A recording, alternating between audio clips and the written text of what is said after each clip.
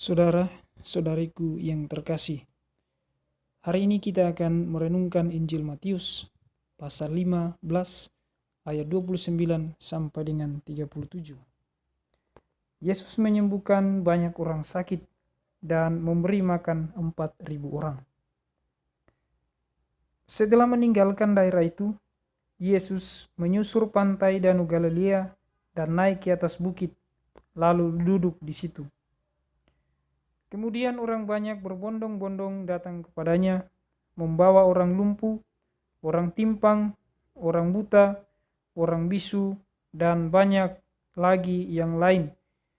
Lalu meletakkan mereka pada kaki Yesus, dan Ia menyembuhkan mereka semuanya. Maka takjublah orang banyak itu melihat orang bisu berkata-kata, orang timpang sembuh, orang lumpuh berjalan, orang buta melihat, dan mereka memuliakan Allah Israel. Lalu Yesus memanggil murid-muridnya dan berkata, "Hatiku tergerak oleh belas kasihan kepada orang banyak itu. Sudah 3 hari mereka mengikuti aku dan mereka tidak mempunyai makanan. Aku tidak mau menyuruh mereka pulang dengan lapar. Nanti mereka pingsan di jalan." Kata murid-muridnya kepadanya, "Bagaimana di tempat sunyi ini kita mendapat roti untuk mengenyangkan orang banyak yang begitu besar jumlahnya?" Kata Yesus kepada mereka, "Berapa roti ada padamu?" 7, jawab mereka. "Dan ada lagi beberapa ikan kecil." Lalu Yesus menyuruh orang banyak itu duduk di tanah. Sesudah itu Ia mengambil ke-7 roti dan ikan-ikan itu, mengucap syukur, memecah-mecahkannya dan memberikannya kepada murid-muridnya. Lalu murid-muridnya memberikannya pula kepada orang banyak. Demikianlah Injil Tuhan. Saudara-saudari yang terkasih, hari ini Injil Matius menampilkan kepada kita sosok Yesus yang memiliki keperhatian terhadap kehidupan banyak orang. Orang banyak itu adalah orang-orang yang memiliki banyak kelemahan, seperti sakit dan juga kekurangan makanan.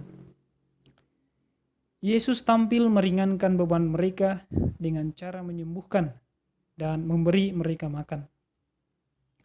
Selain itu, Yesus juga tentunya memberikan penyadaran akan pentingnya nilai berbelas kasih dan bekerja sama.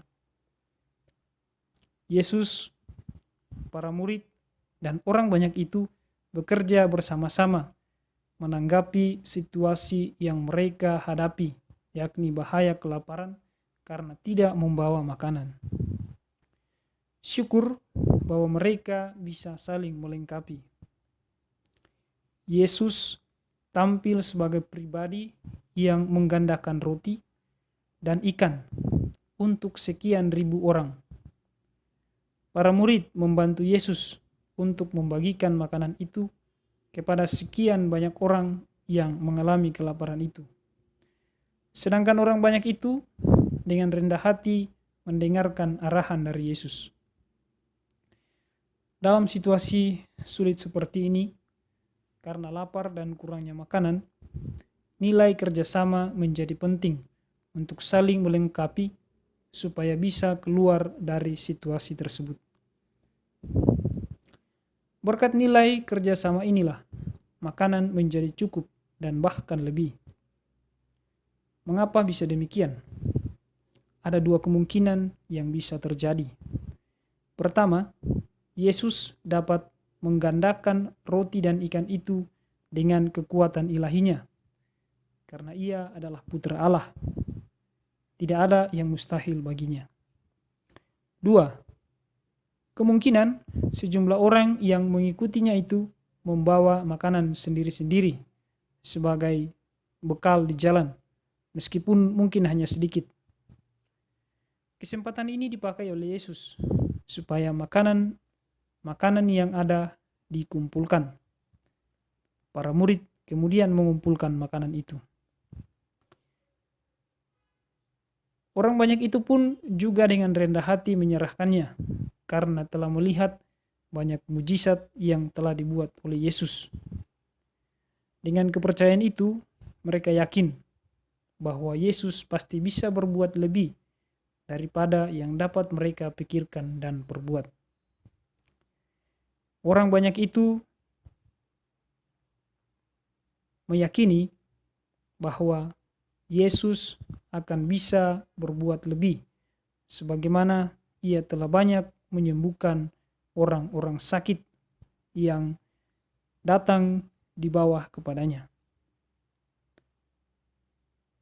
Inilah sebab mengapa makanan menjadi cukup dan bahkan lebih. Bahwa semua orang bekerja bersama-sama dalam mengatasi kesulitan tersebut.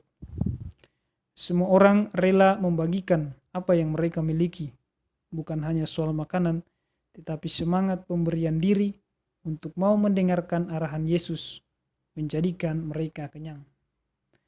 Kenyang secara jasmani, tetapi lebih-lebih kenyang secara rohani, karena adanya pengalaman yang dibangun bersama Yesus.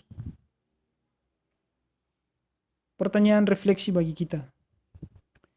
Bagaimana dengan kita?